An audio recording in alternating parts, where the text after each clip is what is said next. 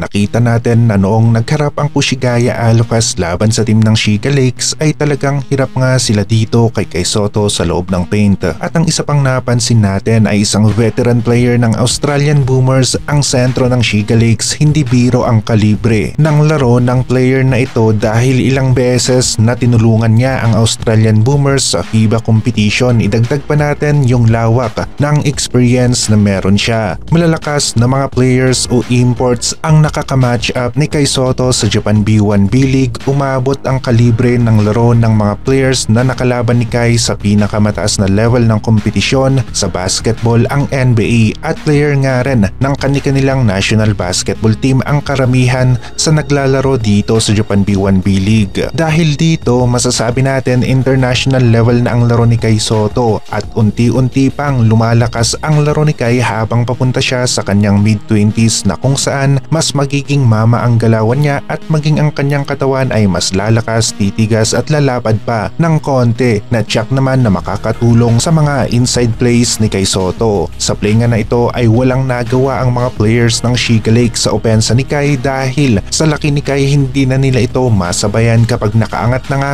para sa isang inside play o alley-oop play. Dito naman ang Australian player ang nasa loob ng paint, ka-match up si Kai Sotto pero mas malaki talaga si Kai, mahirap madepensahan kapag nakaangat na nga at dito pumasok ang kanyang tira and one pa nga. May mga malalakas na import players ang Shiga Lakes kaya naman hindi pa rin pwedeng baliwalain ng Kushigaya Alphas ang team ng Shiga Lakes dahil mahirap na kung ang pinakahuli sa standings ay makaisa pa nga laban sa team ng Kushigaya Alphas. Javier Carter ang isa sa import na kasama ni Brock Motum sa team ng Shiga Lakes at kung sa import ay hindi nga rin nagpapahuli ang team ng Shiga Lakes at mukhang nadedehado sila sa team play at local players kaya naman 2 wins, 22 losses ang record ng team na ito. Mabibigat ang mga bigs ng Shiga Lakes kaya naman magiging isang challenge pa rin para kay Kai Sotto ang inside plays dahil hindi naman nila basta-basta na lamang hahayaan si Kai na maka-score sa loob ng paint at kailangan na naman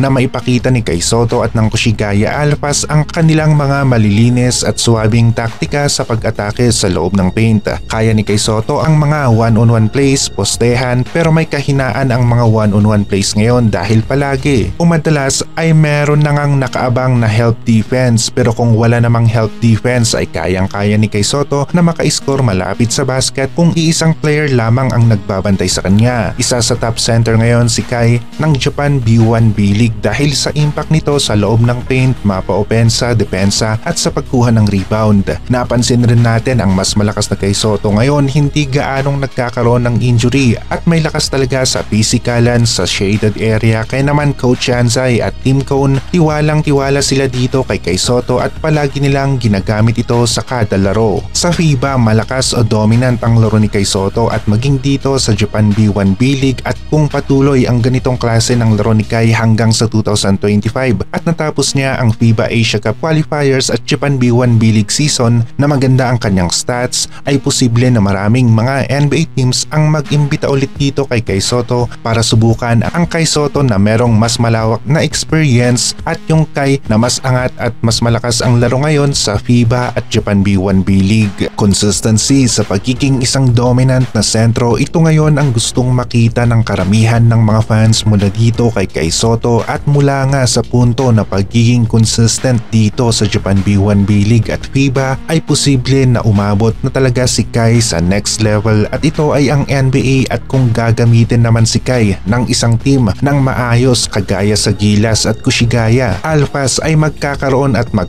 nga rin si Kai ng magandang performance o laro.